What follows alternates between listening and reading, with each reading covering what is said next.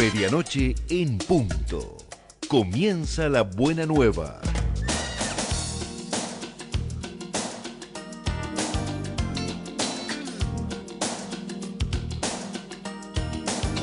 Muy buenas noches, ¿cómo les va? Comienza el nuevo día, comienza el fin de semana, es el primer instante del sábado y esta noche, como de costumbre, ocurre en nuestro programa, la noche en que comienza el sábado, la hora la destinamos al diálogo con una personalidad que nos visita en vivo en nuestros estudios.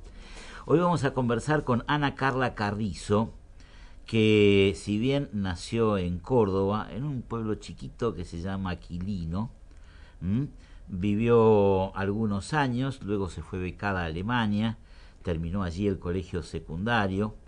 Cuando volvió al país se afilió a la Unión Cívica Radical, estudió ciencia política en la Universidad de El Salvador, fue investigadora visitante en la Universidad de Florencia, catedrática en las universidades de Itela y en la Universidad Católica Argentina. Integró la junta directiva de la carrera de Ciencia Política de la UBA, directora de la carrera de Ciencia Política de la Universidad de El Salvador, es candidato a doctora en Ciencia Política por la Universidad de El Salvador, profesora de Sociología Política y de Teoría Política en la Universidad de Buenos Aires, es diputada nacional en el marco de UNEN, integra el bloque Suma dentro de UNEN junto a Martín Lustó y con ella vamos a dialogar después que escuchemos el himno nacional argentino.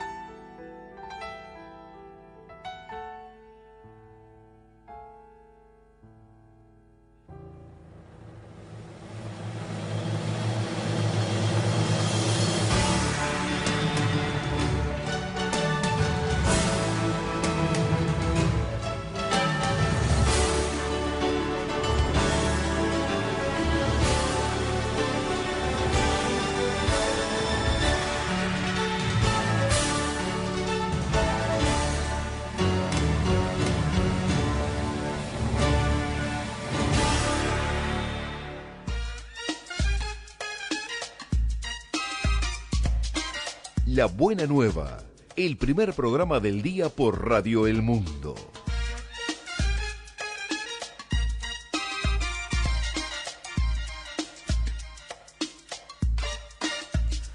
Ana Carla Carrizo, diputada nacional, buenas noches. Buenas noches, un enorme placer que compartamos este sábado. Estamos comenzando el sábado es un día de expectativa siempre, ¿no? Es un día, yo siempre digo que el viernes es el mejor día, porque uno proyecta el sábado, y el sábado es el día de la verdad. ¿Qué hicimos finalmente? Totalmente, totalmente. Es el día de las corridas, que siempre hay que comprar algo, ¿no? Pero tiene un encanto, el sábado tiene un encanto porque es la pausa.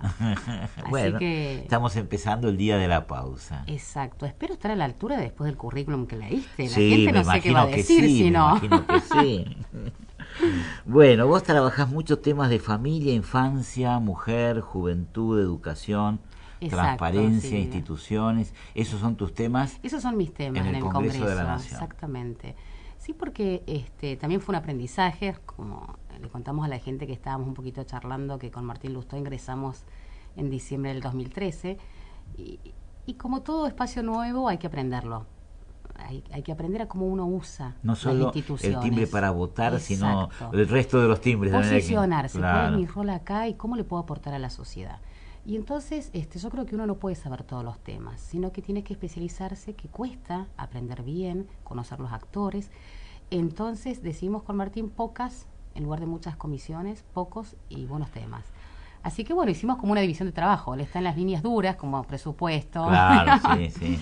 Y a mí me interesa mucho todo el tema de lo que es el contacto con la gente. Estoy todo en lo que es cooperativas, mutuales, ONG, familia, infancia, educación. Así que bueno, son temas que tienen mucha agenda social. Esta semana que termina ha tenido un reverdecimiento del proyecto en el tema aborto y demás. Me gustaría conocer qué pensás, Silvia, en ese tema. Mira, es un tema complejo, hay que decirlo, no es un tema fácil. No es fácil. No es un tema fácil. Y como es un tema complejo, tenemos que pensar más que debatir sin argumentos. Y a veces lo que pasa es que frente a los temas que son complejos nos asustamos y empieza la división buenos-malos, vida versus asesinato, y no es así. Es un tema que tiene complejidad, como en su momento fue grandes temas de este ciclo, como fue el matrimonio igualitario. El divorcio en la época de Alfonsín. El divorcio en la época de Alfonsín, que recuerdo, Silvio, que excomulgaron a los diputados que votaron. Es decir, son temas que tienen que ver con un clima de época de 30 años de ejercicio democrático. ¿Se mantiene esa excomunión? Pues es que no sé qué pasó, yo creo que ya se olvidó todo el mundo, porque de todos modos con la agenda del nuevo Papa que tenemos me parece que sería bastante contradictorio que se mantuviera esa excomunión, pero yo me acuerdo que estaba cursando en segundo o tercer año de ciencia política y para nosotros fue, y yo estaba en El Salvador, fue un tema del gobierno de Alfonsín, el tema del divorcio. Entonces con el tema del aborto hay que tener en cuenta 2 o 3 cosas claras. Primera cuestión, es un tema que viene mucho desde la sociedad, no viene desde solamente el sistema político, porque si bien es cierto que hay 70 diputados que apoyamos esta iniciativa, que somos todos de distintos partidos, así que acá no hay una cuestión de agenda presidencial, hay una cuestión de un tema que viene desde la sociedad. De hecho, hay organizaciones internacionales como Amnistía Internacional, hay muchas facultades de la Universidad de Buenos Aires, y hace 10 años que están. Es la 5ª vez que se presenta y lo que aspira a este grupo es a que se debata, no necesariamente que se gane, porque son temas que necesitan mucho consenso social, pero ingresar al Congreso, obtener un dictamen y perder en el recinto ya implica que podamos empezar a pensarlo en términos sociales. La idea no es debatir este proyecto para ganar e imponerlo, porque son temas que no se pueden imponer. La presidenta de la comisión es Patricia Bullrich, ¿no? Mira, ahí son varias comisiones, son 2 básicamente. La de cabecera es legislación penal, porque hay una parte del aborto que está prohibido, vamos a ver que hay otra parte que está permitido, que la gente todavía no lo tiene muy instalado. Sí, que es la que se autorizó. Pero como el aborto que está prohibido en la Argentina es la interrupción voluntaria, es la comisión de cabecera, es legislación penal y está a cargo Patricia Bullrich. Y después también familia. Así que nosotros intervenimos por familia, pero además yo soy, digamos, cofirmante de este proyecto. Porque hubo cuestionamientos a cómo manejó. A cómo manejó, como que cambió de opinión, pues, según los partidos que transita, ha ido cambiando de opinión, ¿no?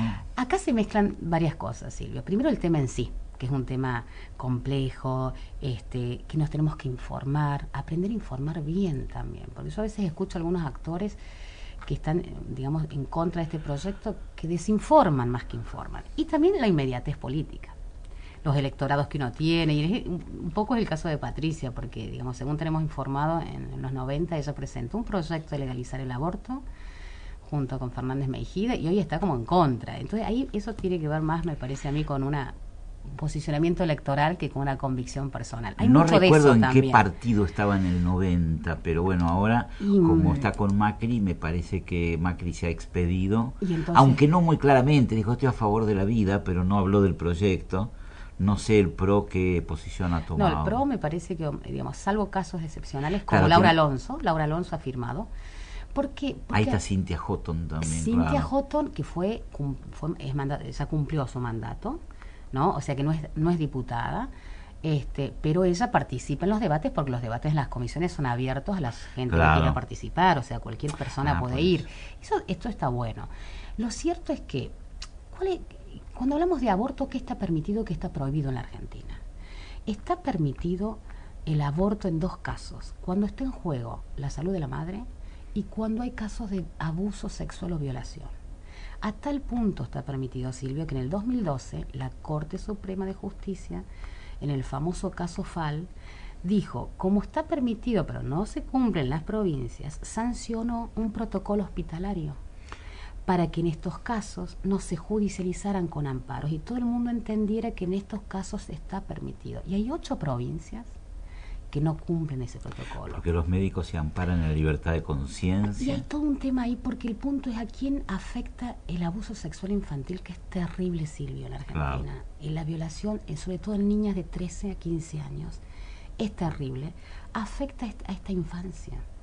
Entonces, si eso se permite, ¿por qué la práctica lo prohíbe?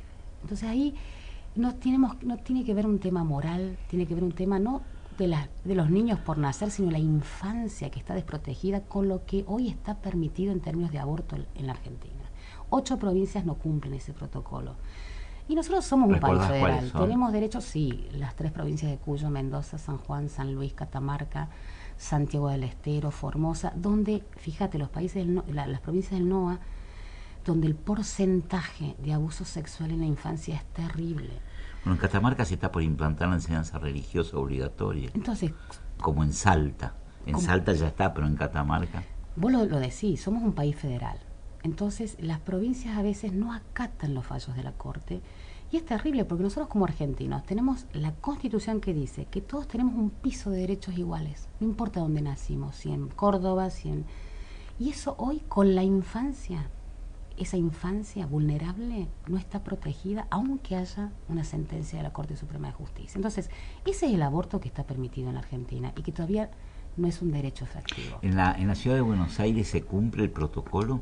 Es interesante, Silvia, eso. Se sancionó un protocolo porque lo que la Corte solicitó es que cada provincia adhiriera. Claro. Y se hizo un protocolo, pero es un protocolo tan es más obstructivo que facilitante. Entonces también eso conspira un poco contra los derechos, porque acá no es obligar, es dar una lección a gente que ha sido víctima de un abuso sexual, sobre todo a las niñas. ¿Y cuál es el que está prohibido? Que este es el que estamos debatiendo hoy. Está prohibido esto, que se llama la interrupción voluntaria del embarazo. La ley que dice, el proyecto que apoyamos, que se puede hacer un embarazo, digamos, una interrupción voluntaria hasta las primeras 12 semanas. Esto es un parámetro internacional. No es algo nuevo en la Argentina, es decir, que la gente que más o menos estamos defendiendo este proyecto, vemos la experiencia comparada en el mundo, ¿no? Y entonces no es que inventamos una cosa ad hoc, pero te puedo mencionar de los países democráticos, la mayoría lo ha adoptado, ¿sí?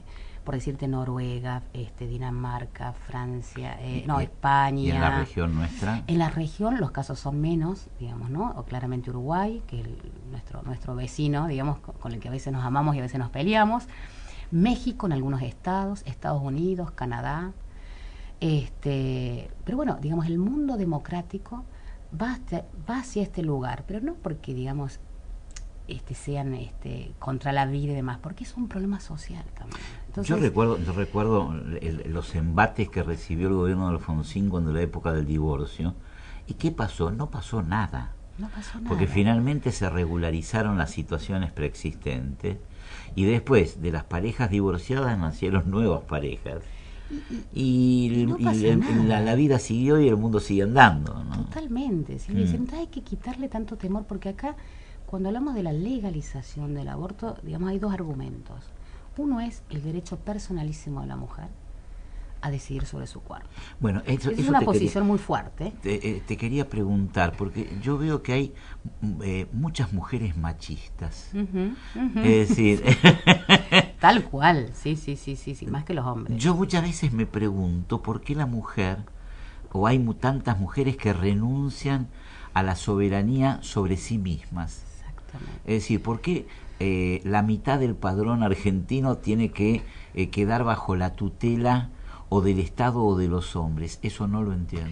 Bueno, yo soy católica, pero tengo una visión crítica y también, digamos, de muchos aspectos del catolicismo en la Argentina, y también quiero mencionar que hay católicas a favor de la legalización del aborto.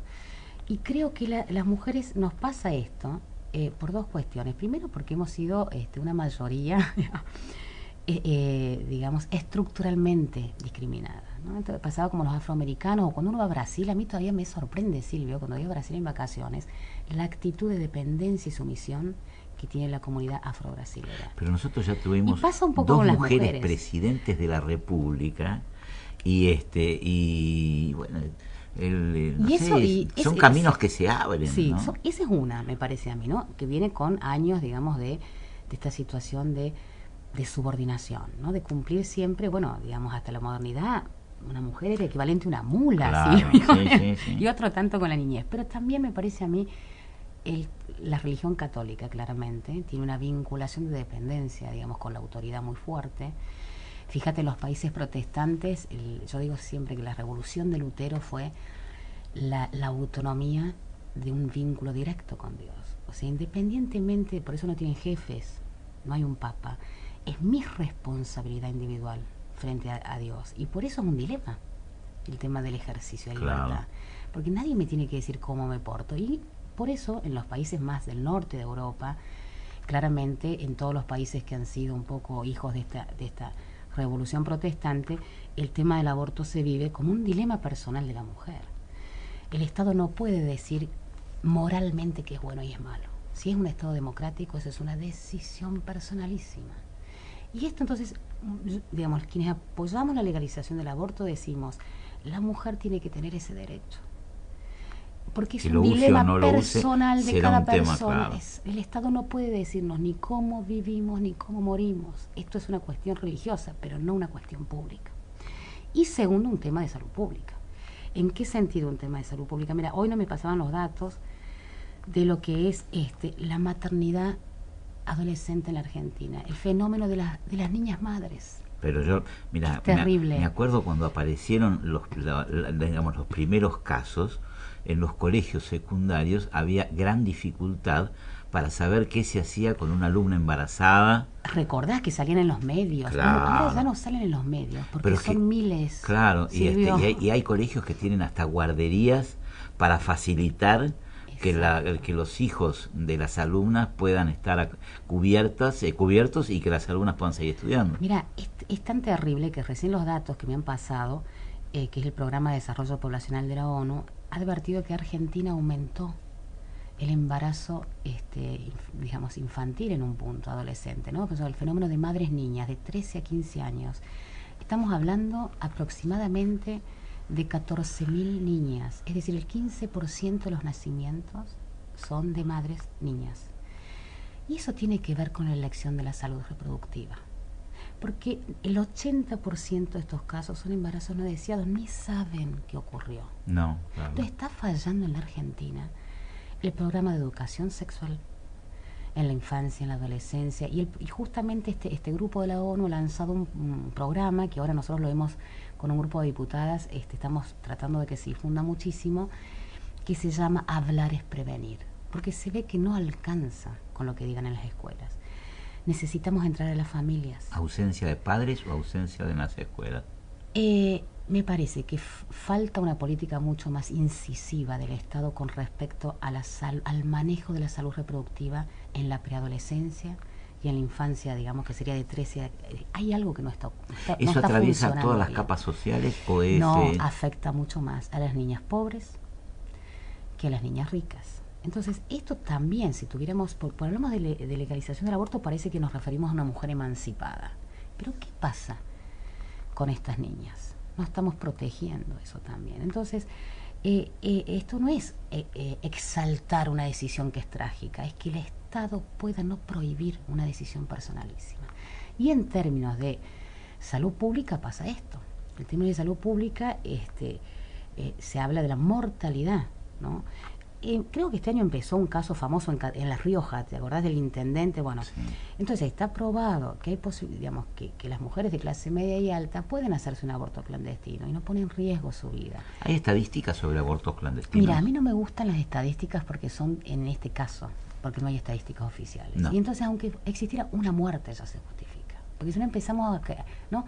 Pareciera que la magnitud, entonces si hay 40 muertes no pasa nada, no. Si hay una muerte, el valor de la vida en la Argentina y sobre todo el valor de la adolescencia vulnerable, ¿no? Porque entonces a mí, yo digo, tenemos que empezar a hablar en serio de los derechos reproductivos en la Argentina. Y entonces yo creo que aquí, como decía lo que es el César, o sea, no mezclar política y religión, ¿no? Entonces yo creo que también a propósito de que, bueno, a mí me encanta que Francisco sea papa, pero tampoco tenemos que exacerbar esta vinculación en donde todo está interpretado. Es como tenemos una regresión los argentinos.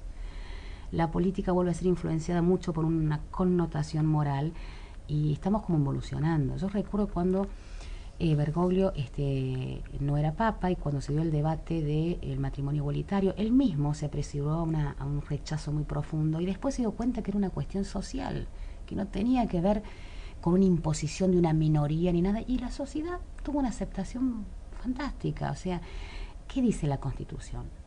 Que todo lo que no está prohibido y no tiene está permitido. Claro. Es la vida personal. Entonces yo creo que ahí tenemos que aprender a tener una convivencia plural, respetuosa entre lo que es un Estado democrático y valores religiosos que son moral privada. Te pregunto, porque hay varios proyectos de legalización del aborto, ¿en qué difieren? No, hay uno que es el que estamos debatiendo, donde Sí. digamos, lo apoyamos 70 diputados de distintos partidos, ¿no? De la Unión Cívica, así como te dije, el PRO en general es no, pero Laura Alonso apoya.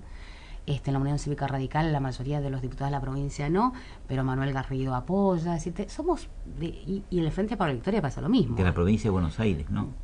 No, o de las Manuel provincias. Garrido, no. ¿Quiénes somos? Es excelente esa pregunta, Silvio. Esos 70 diputados, ¿de qué provincias pertenecen? De 11 distritos, entre los cuales la mayoría están en los 5 más poblados del país. Ujú. Somos 70 diputados, poquito, un tercio. Necesitan Pero 129. representamos el 80% de la población del país en esas 11 provincias. Entonces no es un tema que inventemos nosotros. Canalizamos una demanda de los distritos mayoritarios de la Argentina y la queremos instalar en el Congreso para que podamos debatirlo con seriedad, no ocultarlo, no temerle, ¿no? Empezar a hablar las palabras que a veces nos molestan, pero que hay que darle una respuesta política, no hay que escapar a los temas difíciles. ¿Y cómo sigue esta historia? Mira, yo creo que nosotros vamos a luchar para que se pueda obtener un dictamen en la Comisión de Legislación General y si pudiera tratarse en el plenario sería fantástico, porque la gente lo que tiene que entender es que hoy, ¿quién prohíbe? ¿Por qué está prohibido el aborto legal? Porque el Código Penal lo prohíbe, pero la Constitución no. Por eso se puede plantear el tema. Se puede plantear. ¿Por qué se puede plantear? Porque la Constitución no lo prohíbe y ningún código es menor que una Constitución. Otro argumento que a veces se usa y que está muy bueno explicarlo, Silvio, es que quienes están en contra dicen que Argentina firmó pactos internacionales y los pactos dicen que se defiende la vida. Bueno, pero la Corte Interamericana de Justicia, ya en el fallo, hubo un fallo muy fuerte en el 2012 contra Costa Rica, Artibia y Murillo contra Costa Rica, dice: no debe entenderse que un embrión es sinónimo de persona. Entonces estamos como contradictorios, porque hace poquito queremos sancionar, pero ya está el dictamen de fertilidad asistida. Y ahí decimos que a los 10 años los embriones se pueden destruir, es como un aborto. Claro, ¿no? sí. Es un aborto. Entonces, cuando decimos que un embrión es una persona, cuando decimos que defendemos el derecho del niño por nacer, un niño por nacer, cuando es embrión, no es persona. Entonces, con ese criterio, un embrión micropreservado tendría derecho a una herencia. Claro. Entonces, el derecho es más sensato que a veces las posiciones morales. A veces es contradictorio y nos genera una situación moral difícil, pero eso no significa que no podamos hablar con criterios ya instalados en el mundo moderno sobre Primero este que tema. yo pienso que la fe es de cada uno.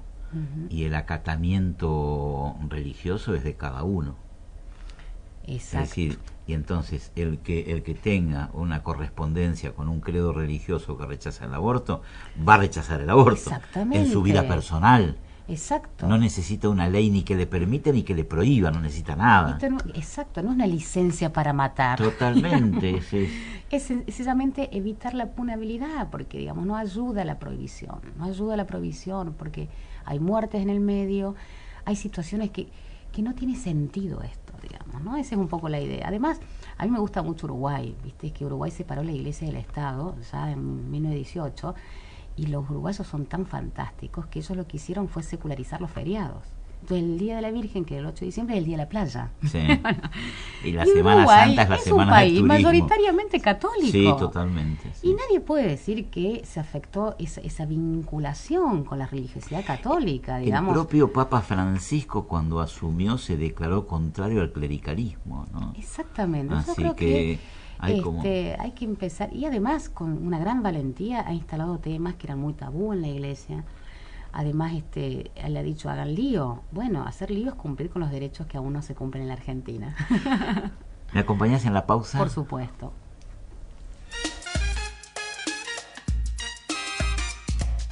Auspician La Buena Nueva. ¿Qué pretende usted? ¿Cambiar su autito por uno más grande? Pretende más con los nuevos préstamos personales del Banco Provincia. Banco Provincia, de tu lado. Buenos Aires, activa como nunca. Gobernación Daniel Scioli. Para más información entra en bancoprovincia.com.ar. Banco de la Provincia de Buenos Aires. Fui 3399924210-9, calle 7, número 726, La Plata. Es por nuestra gente. Es por nuestro país. Es por nosotros mismos que estamos junto a nuestros mayores, cerca de cada familia. PAN. Nuestros mayores cuidados. Presidencia de la Nación. Crecer es brindar oportunidades. Crecer es motivar el desarrollo de la gente. Crecer es promover la cultura y el deporte. Queremos seguir creciendo junto a vos. Banco Ciudad. Te quiere ver crecer. 0822-20400. bancociudad.com.ar. ¿Te gustaría irte de vacaciones, hacer regalos a los que más querés o simplemente darte un gusto sin pagar nada? Para eso tenés Puntos Credicop, que te da de todo. Viajes, electrodomésticos, juguetes, las cosas que más te gustan. Sumás y sumás puntos usando las tarjetas de crédito y débito Cabal y Visa de Banco Credicop. Adherite gratis en www.puntoscredicop.coop y sumá puntos de regalo. Con Puntos Credicop disfrutás, sumás y ganás. Banco Credicop Cooperativo. La banca solidaria. Los protagonistas no se ven, se hacen escuchar en La Buena Nueva.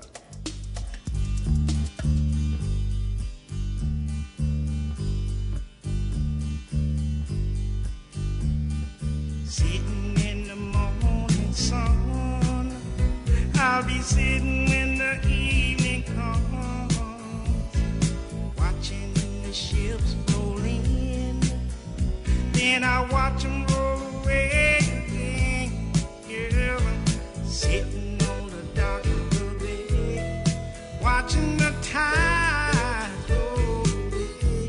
Ooh, Estamos dialogando en esta primera hora del nuevo día con Ana Carla Carrizo, diputada nacional de UNEN, de Suma, UNEN.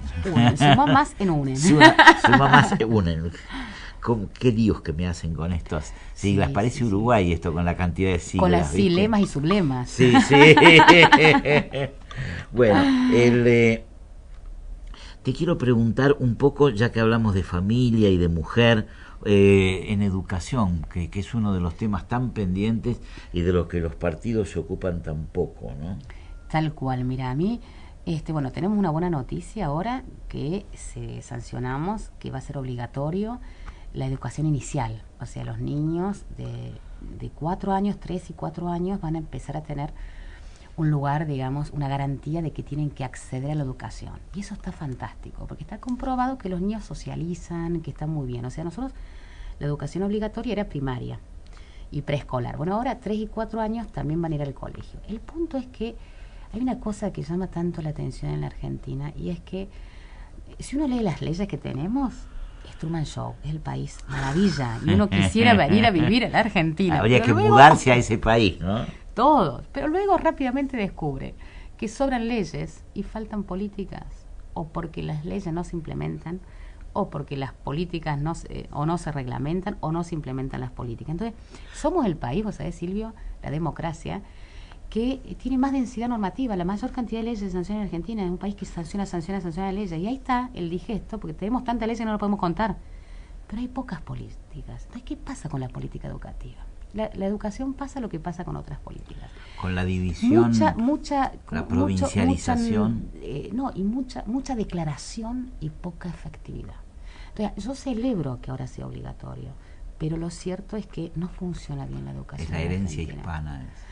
Es terrible. Muy prosopopéyico todo, pero poco... Mucha declaración. Mucho ruido y pocas nueces. Por eso digo yo, tenemos un Estado estatista, es decir, que lo nombramos todo el tiempo, pero nosotros necesitamos estatalidad, un Estado silencioso que funcione y contribuya a hacernos la vida mejor.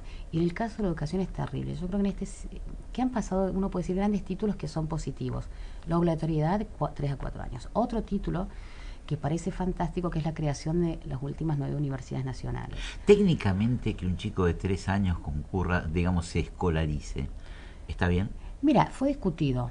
Es un punto que los pedagogos no estaban muy de acuerdo, pero ahora hay como una unanimidad en el mundo, en el sentido de que es una socialización lúdica.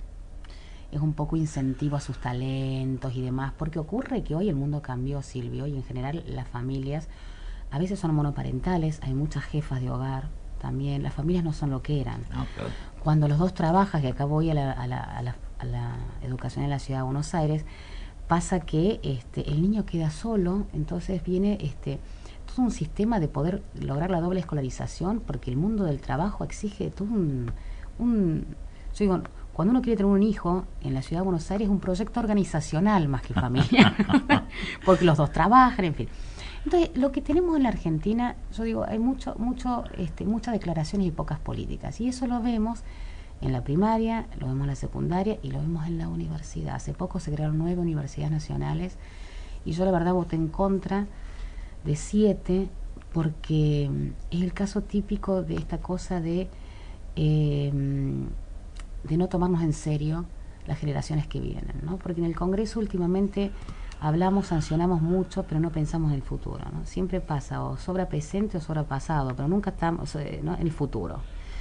¿Y qué pasa en esto? Se crean muchas universidades nuevas, la misma oferta, con la misma área geográfica, las mismas carreras, las mismas áreas geográficas, y no garantizamos una educación de igualdad. Fíjate, se nacionalizó la Universidad Provincial de Ezeiza y el 23% de los profesores no tenía título universitario. La pregunta es, ¿por qué los alumnos de Ezeiza no tienen el mismo derecho a tener la misma calidad de profesores que la Universidad de Buenos Aires?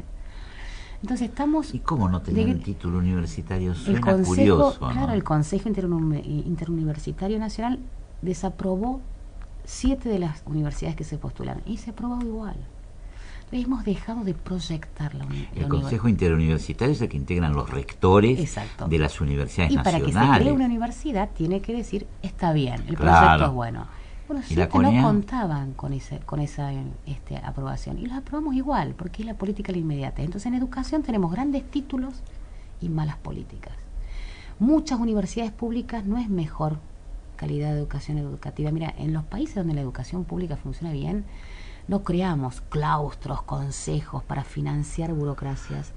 Tenemos alumnos que no trabajan, muchas becas. Claro. Entonces estamos como con grandes titulares, pero pocas políticas. Y en el caso de la Ciudad de Buenos Aires, quisiera pasar, porque nosotros aquí con Martín queremos competir con el PRO, que la educación es un punto fuerte. Hemos perdido en la ciudad el liderazgo de la educación pública. En la primaria, Silvio, el 57% de la oferta es privada, no pública. ¿Y por qué? Y porque no ha sido una prioridad. Generalmente los padres que se deciden por la enseñanza privada, pero que ellos mismos provienen de la enseñanza pública, dicen, por lo menos los maestros van, los profesores concurren.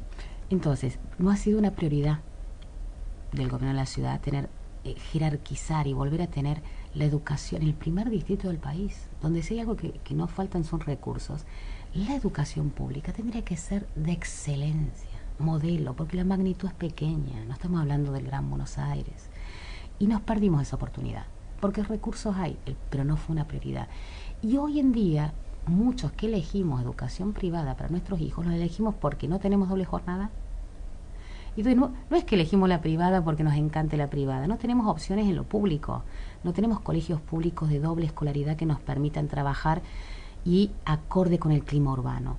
Y además ha bajado terriblemente la calidad. ¿Por qué? Porque no ha sido una prioridad, fíjate, ni la salud pública ni la educación. El gobierno de la ciudad, del PRO, gasta anualmente más en publicidad que en salud. y en educación. Y eso significa una prioridad.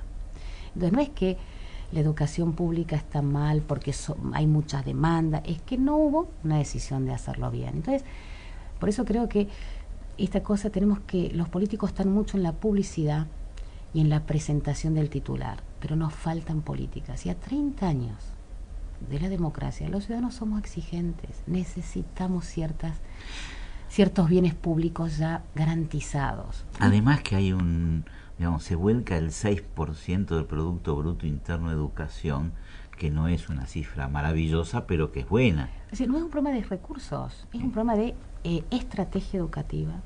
La educación está mal por muchas cuestiones, entre otras cosas por los sindicatos, porque también las provincias tienen competencia. Mira, cuando los pedagogos se enojan, siempre tienen razón. Y los pedagogos se enojan mucho con los sindicatos y se enojan mucho con el Consejo Federal de Educación. Fíjate lo que fue el plan terminar la secundaria del Gobierno de la Ciudad. Un horror.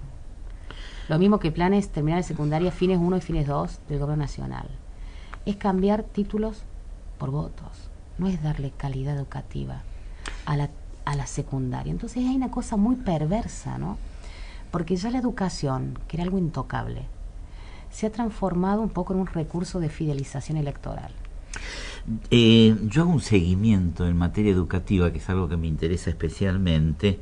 Hago un seguimiento de las declaraciones de los funcionarios. Ah, eso está bárbaro. Y es muy interesante una primera conclusión. Los funcionarios de la capital, comenzando por el jefe de gobierno de la ciudad, cuando habla de la educación, habla de que hay gas en todas las escuelas y que los edificios son buenos. Pero de los contenidos no hablan nunca. Nada. Y en la provincia hablan de los comedores. Pero tampoco hablan de los contenidos. Mira, es muy interesante lo que vos decís. No se habla de los contenidos. No. Los únicos que hablan en soledad de los contenidos y denuncian esto son los pedagogos, los historiadores en educación, que están denunciando esto. O sea, como la pauperización de la educación básica, primaria y secundaria. Damos títulos que no son habilitantes porque no estamos formando alumnos. ¿Cuál es el concepto de inclusión?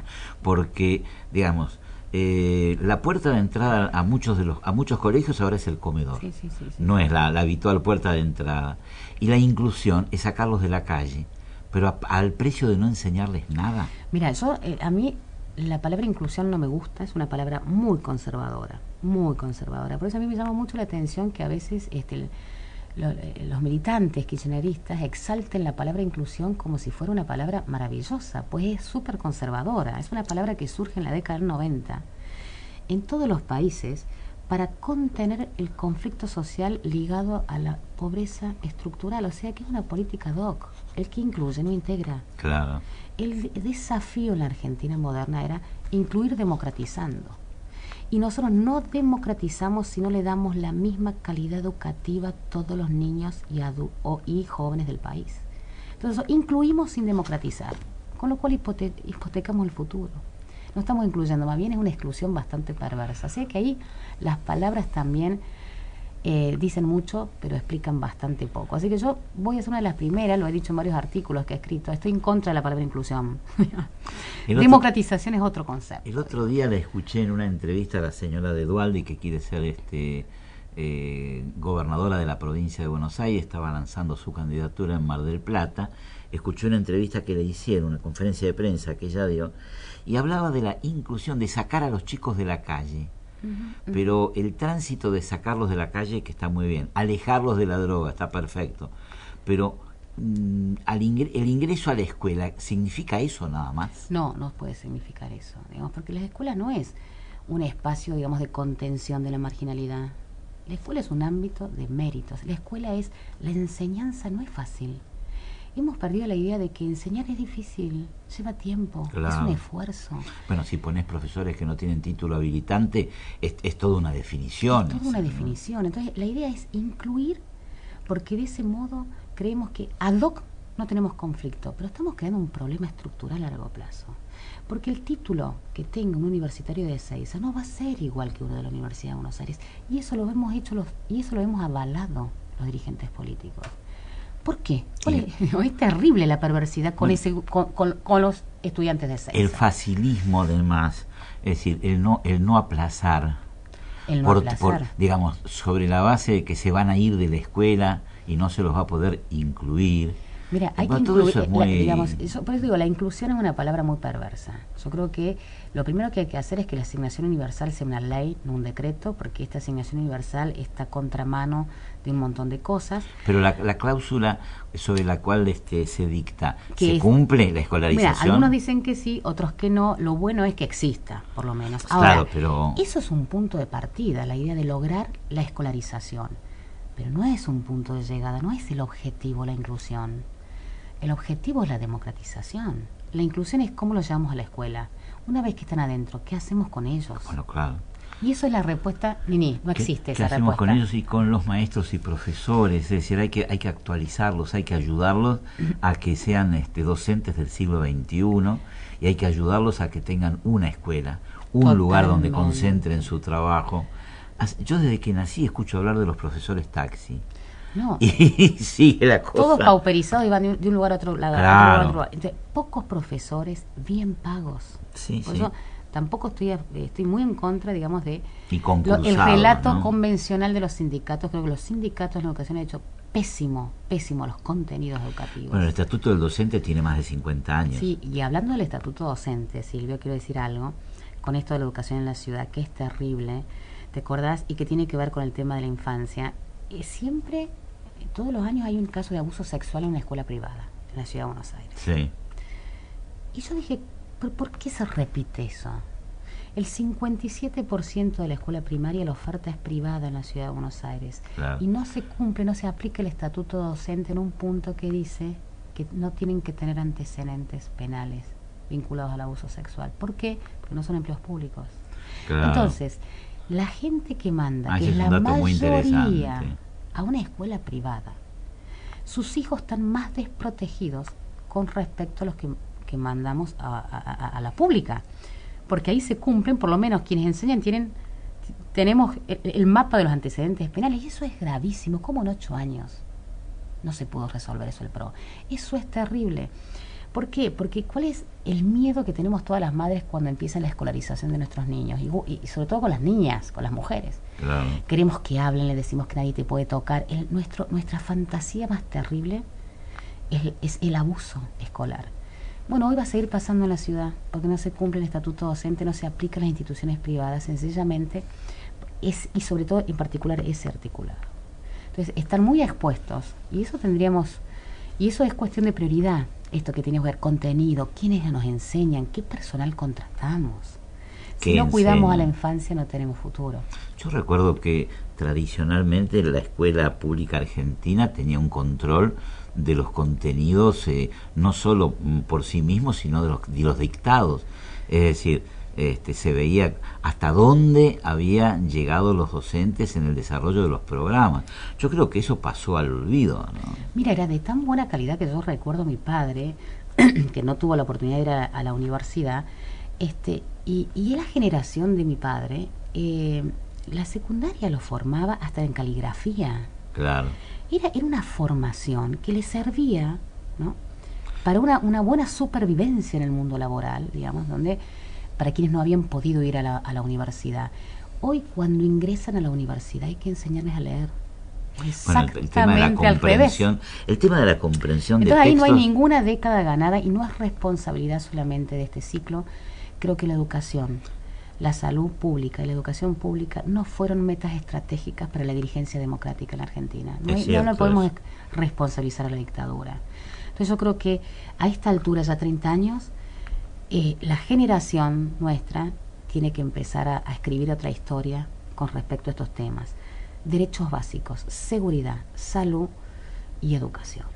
Son bienes públicos. Ningún gobierno tiene derecho a apropiarse, y sobre todo a apropiarse de las futuras generaciones. Mira, lo charlábamos los otros días cuando creamos las universidades, incluso en el tema de la ley de hidrocarburos con Martín, y decíamos, la lógica de la inmediatez de la dirigencia política, digamos, los ha hecho tan irresponsables con las generaciones que vienen, que ahora ya por 45 años los argentinos tenemos que pagar por hidrocarburos. O sea, ya no basta con el ciclo de gobierno. No. Son las generaciones que vienen. Entonces, eso es falta de pensamiento estratégico. Entonces yo creo que ahí, por eso, digamos, estoy muy comprometida y entusiasta con este grupo que hemos formado con Martín y demás, porque los partidos excluyen los que las universidades han creado muchas veces. Y queremos llevar todo eso, públicas, privadas, no sé, todo ese nuevo capital social, digamos, de que gente fantástica que no está en la gestión, pero ha estado en lo público, formada, médicos excelentes. Mira, vos decías en la universidad, el día que a una universidad nueva le pongamos Milstein en lugar de Jauretche, vamos en el camino correcto. Te dejo planteada una pregunta, quiero que cuando retornemos de la pausa echemos un parrafito sobre el matrimonio igualitario. Bien. Espacio publicitario. En el mundo del vino, la cepa distintiva de la Argentina es el Malbec.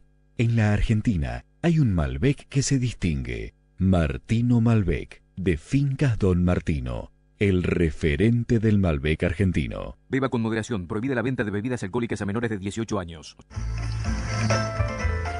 La compañía más grande del país la hacen El Campo y Usted, con la conducción de Federico Petrera. Todos los domingos a las 7 de la mañana por Radio El Mundo, AM 1070.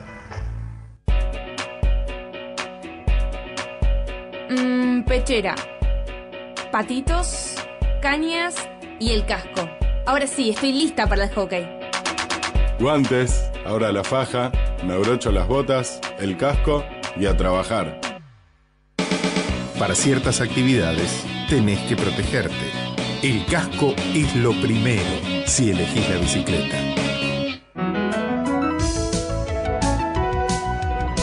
Luchemos por la vida. Fin de espacio publicitario. Seguinos en Twitter, @elmundo1070.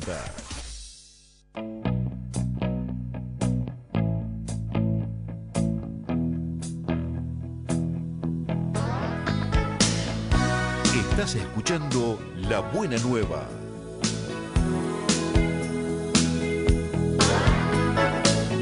Estás escuchando Radio El Mundo.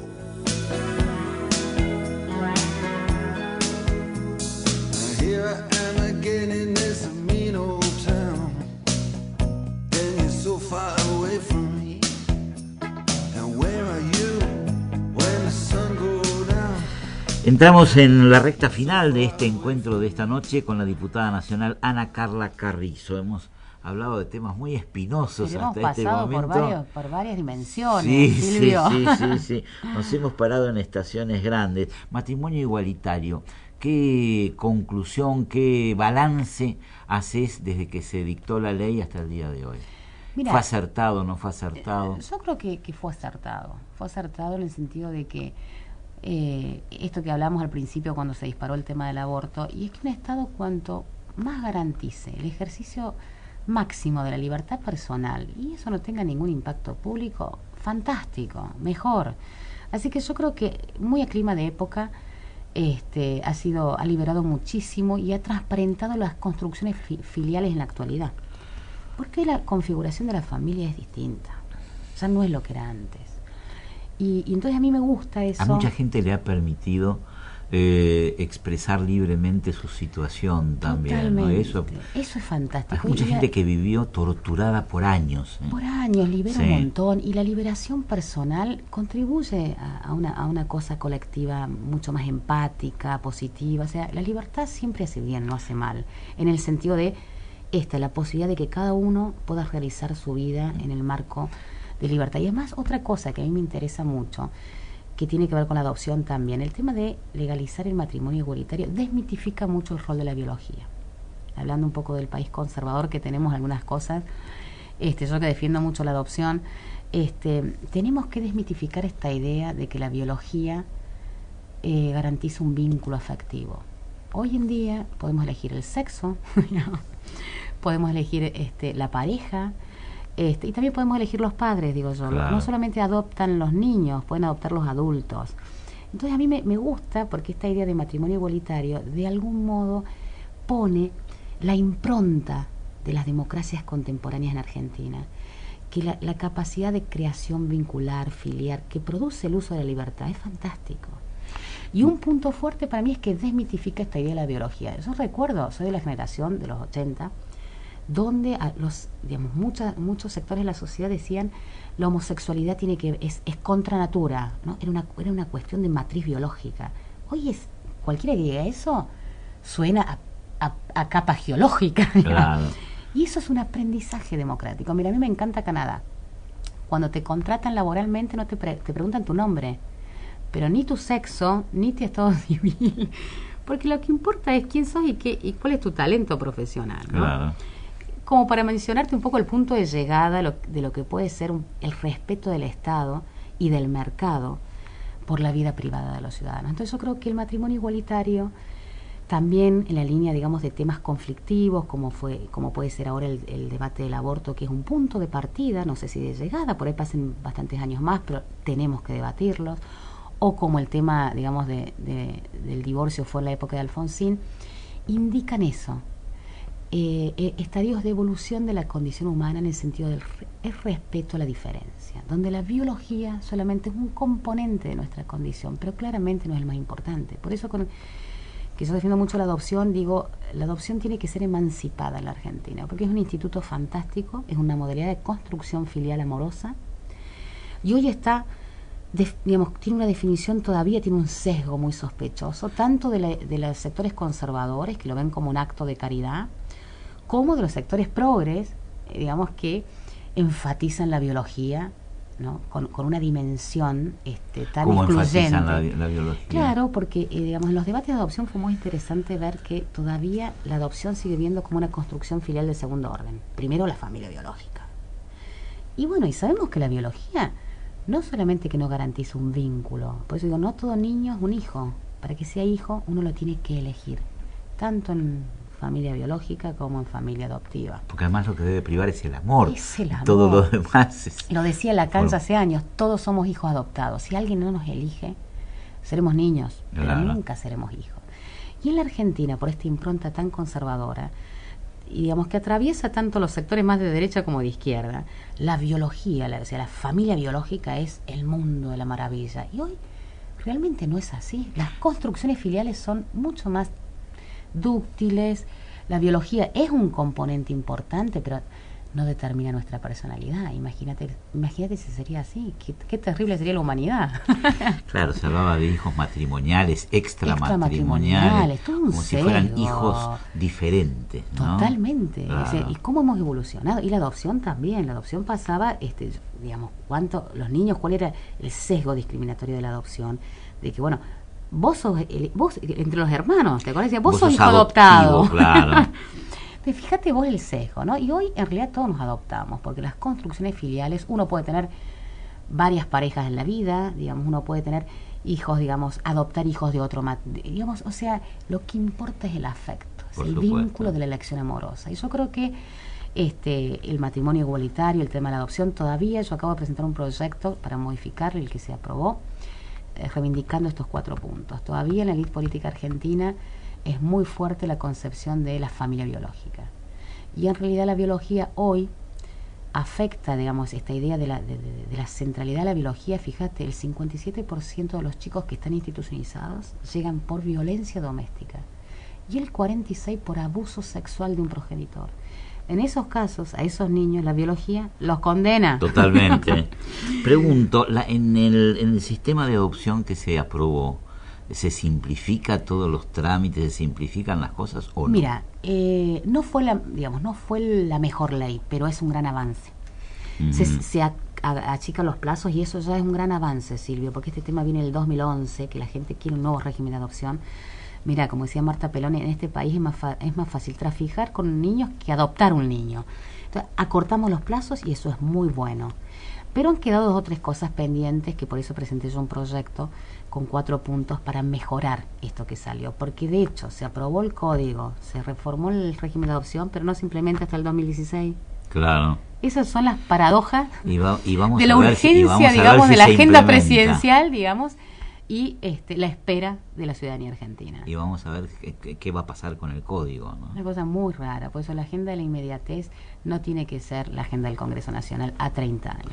Sobre todo porque se aprueban leyes tan sustanciales, con el único voto de la mayoría, cuando son leyes que merecen un consenso más amplio, ¿no? Y han sido leyes muy importantes, Sí, hidrocarburos, el código, sobre todo el código, el tema de la ¿no? creación de las universidades, o sea, no han sido leyes menores, ¿no? Afectan, y sobre todo esto que te decía que a mí me impacta mucho, no es que afecta a los ciudadanos aquí y ahora, como algunas agendas de política, sino a los que vienen, a las generaciones que vienen. Tengo 2 minutos finales y te quiero preguntar algo sobre si estás trabajando en leyes de transparencia, porque de lo que hemos estado hablando todo el programa finalmente es de la transparencia, pero a nivel personal, a nivel institucional estás trabajando en... Exacto, nosotros digamos, como politóloga que soy en la universidad siempre he enseñado a muchos dirigentes, he formado muchos dirigentes en la UBA, y una de las cosas que a mí más me preocupa es el Congreso. No puedes dormir entonces. Me pasa una cosa terrible, que antes me tomaba el taxi para ir a Constitución, que tenemos la nueva sede, y ahora me tomo el mismo taxi, porque vamos por el mismo camino, pero paro en Rivadavia y Riobamba. Y me dicen, ¿usted trabaja ahí? Porque por suerte todavía no soy conocida, no sabe lo que hay. Y yo digo, ¿cómo puede ser que el vínculo de la ciudadanía con el Congreso sea la desconfianza, la sospecha? Hay motivos, ¿no? Y hay motivos. Entonces, tenemos que volver a generar un vínculo de confianza. Entonces, todos mis proyectos tienen que ver con la transparencia en el Congreso, y sobre todo con modificar el reglamento interno para que la oposición tenga mayor poder efectivo para controlar al Estado, o sea, la administración, al Poder Ejecutivo, al Poder Judicial, que hay que controlarlo, ¿sí? Porque hoy en este momento la oposición, no por la Constitución, sino por el reglamento interno, es una oposición que no le sirve al país. Hay que modificar el reglamento interno del Congreso y hacer que exista una división eficiente entre partido de gobierno y mayoría y minorías. Pero hoy en día la minoría no existe, y la gente tiene razón cuando dice no hacen nada en el Congreso la minoría, porque no tiene poder real. Y sí, porque cuando hay que modificar, la mayoría llega a los 130 votos se terminó la historia. Pero no es así en el resto de los parlamentos del mundo, no es así en Brasil, no es así en Alemania. Entonces tenemos que, con pequeños cambios, hay pequeños instrumentos pequeños que cambios limitan. Internos, depende de los diputados y de los senadores. No hace falta una reforma no constitucional. No hace falta. Y ahora vamos también por un tema que va a asustar un poco, pero hay que hacerlo, que es volver a tener un federalismo poblacional equilibrado en la Argentina. Voy a presentar un proyecto para derogar la ley del proceso, donde las provincias chicas tienen un piso y las provincias grandes están castigadas.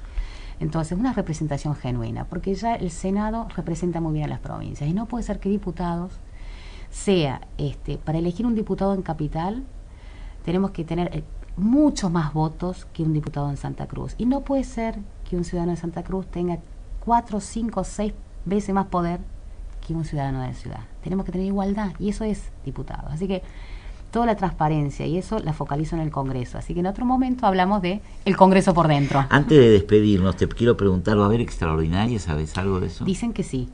Dicen que sí. La pauta del kirchnerismo en este ciclo de 12 años ha sido hacer extraordinarias. El único año que no la hicieron fue este año.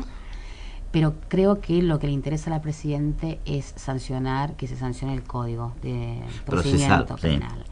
Así que ahí va a haber un debate interesante, me parece.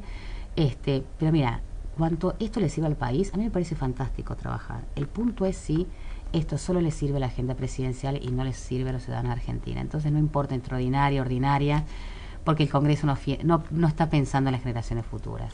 Ana Carla, gracias por tu visita esta noche a Radio El Mundo. No, un enorme placer estar con vos. Gracias, Silvia. Muchas gracias, igualmente. Ana Carla Carrizo es diputada nacional, el bloque Suma Más integra UNEM, y con ella hemos estado dialogando aquí en La Buena Nueva. Muy buen fin de semana. Que descanses.